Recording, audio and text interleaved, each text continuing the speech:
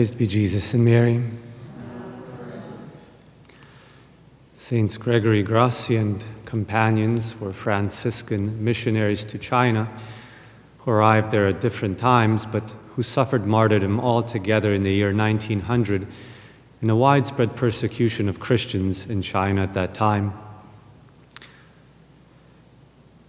The persecution of Christians and of the missionaries was motivated by a certain fear of God, but not a holy fear of God, but rather a fear that somehow God would harm society and harm individuals, that somehow the truth of the gospel would take away peace and life, would disturb peace and life.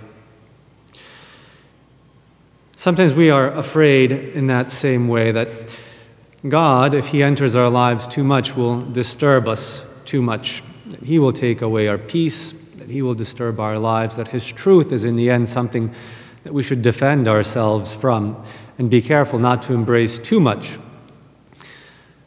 We sometimes fall into this false way of thinking that in the end, an absence of God is fundamentally a good thing, and we should know how to keep God out of certain areas of our life if we want peace, if we want true happiness. Then we got to keep God at bay. Whereas the exact opposite is actually true, that the truth sets us free. God gives us freedom. Even if at the moment of our clinging to sin we are afraid to let go and we see God as a threat, the truth sets us free, and it's something that we must experience. It's a freedom that we must taste in order to have the conviction of it.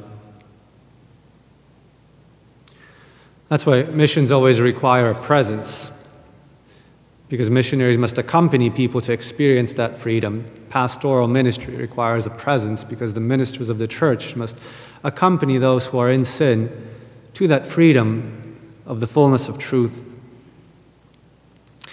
So brothers and sisters, the absence of God in our lives is never a good thing. The gospel is never something to fear. The truth is never something to be afraid of.